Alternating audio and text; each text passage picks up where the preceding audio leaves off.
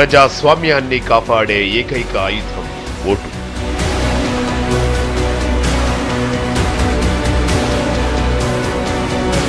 మన దేశంలో ఎలాంటి వివక్ష లేకుండా 18 సంవత్సరాలు నిండిన అందరికీ ఓటు హక్కు ఉంది.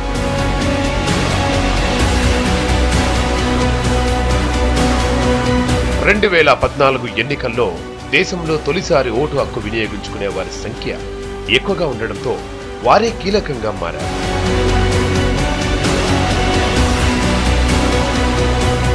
తెలంగాణలోనూ అదే సీన్. అందుకే తెలంగాణలోని వివిధ ప్రాంతాల్లో కొత్తగా ఓటు హక్కు పొందిన వారు ఏమనుకుంటున్నారో చూద్దాం.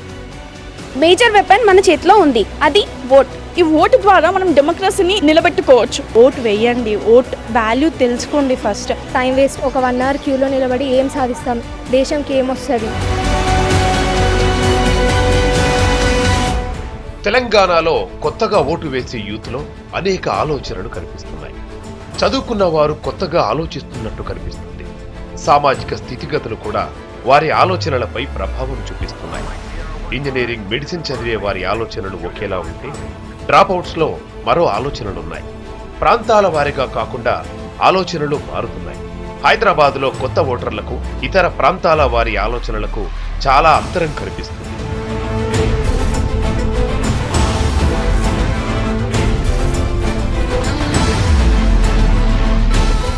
కొత్తగా ఓటేస్తున్నామనే భావన కొత్త ఉత్తేజాన్ని పెంచుతోందని చెబుతున్నారు విద్యార్థులు. ఓటు మన వజ్రాయుధమని విద్యార్థులు చెబుతున్నారు. ఆ ఆయుధాన్ని వినియోగించుకుంటే ప్రజాస్వామ్యంలో మన పాత్రను పోషించిన వాళ్లమవుతామంటున్నారు. నోటుకు ఓటేస్తూ పోతే ప్రజాస్వామ్యానికి ద్రోహం చేసినట్టేనని వాళ్లు చెబుతున్నారు. ఓటేసి సమర్థవంతమైన నాయకుణ్ణి ఎన్నుకోవాలని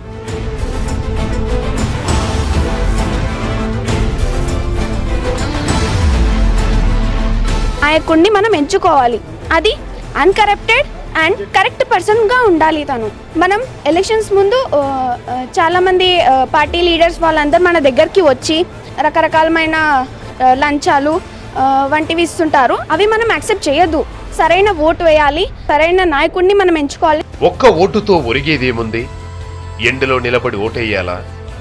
వేస్తే మనకేంటి లాభం అనుకునేవారు కూడా ఉన్నారు. కానీ ప్రజాస్వామ్యంలో ప్రతి ఓటు కీలకమే అన్న అవగాహన వారిలో పెరుగుతుంది. దేశంలో వచ్చే ప్రతి మార్పు యువత భవిష్యత్పై ప్రభావం చూపుతుందన్న విషయాన్ని వారు అర్థం చేసుకుంటున్నారు.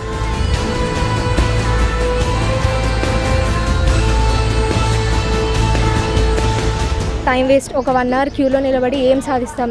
దేశంకి ఏమొస్తుంది అని వాళ్ళు ఆలోచిస్తున్నారు. కాబట్టి కనీసం ఎడ్యుకేటెడ్ పీపుల్ మాత్రమన్నా వేస్తే ఒక ఓటు వల్ల చాలా చేంజ్ కావచ్చు. కాబట్టి మన ఓటు మనం సద్వినియోగం చేసుకోవాలి.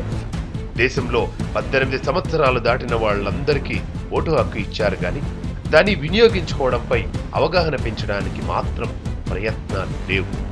ఈసారి కొత్తగా ఓటేసే వాళ్ళు ఎక్కువగా ఉండడంతో అందరి కళ్ళు వారిపైనే పడ్డాయి. అందుకే వారిలో అవగాహన పెంచడానికి అనేక స్వచ్ఛంద సంస్థలు, ఎన్నికల కమిషన్ ప్రయత్నిస్తున్నాయి. నాకు ఓటు హక్కు ఉంది.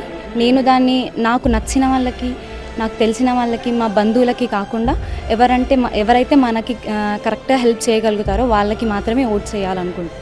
మీరు కూడా అలాగే ఓటు చేయండి. దేశవ్యాప్తంగా అనేక సర్వేలు చెబుతున్న గణాంకాలను బట్టి ఓటేయని వారిలో ఎక్కువ మంది చదువుకున్న వారే కావడం సిగ్గుపడాల్సిన విషయం. గ్రామాల్లో మహిళలు, ముసలి వాళ్లు, నడవలేని వాళ్లు కూడా పోలింగ్ బూతులకు క్యూ కడుతుంటే దేశ భవిష్యత్తును నిర్దేశించే యువత మాత్రం ఓటేయడం లేదు. కానీ ఈసారి మాత్రం దేశంలో అన్ని ప్రాంతాల యువత ముందుకొచ్చి ఓటేస్తామని చెబుతున్నారు.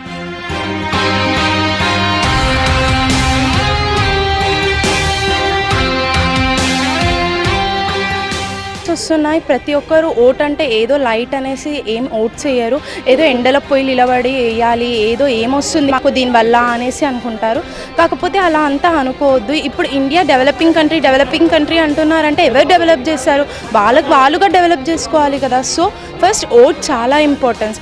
ఎడ్యుకేటెడ్ అయ్యుండి ఓట్ చేయకపోతే వేస్ట్. మంచి నాయకుడి వల్లే దేశాభివృద్ధి జరుగుతుందని, అలాంటి నాయకుడికే ఓటేస్తానని విద్యార్థులు చెబుతున్నారు. సరైన నాయకుడిని ఎన్నుకుంటాను. ఓటుకి నోటు కాకుండా మన దేశం అభివృద్ధి చెందేలా మంచి నాయకుడిని ఎన్నుకుంటాను.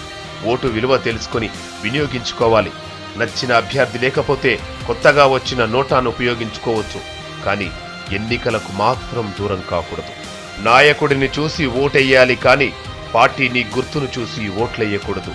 డబ్బు, మద్యం, చీరలకు ఆశపడి ఓటును అమ్ముకోవద్దని యువత చెప్తున్నారు.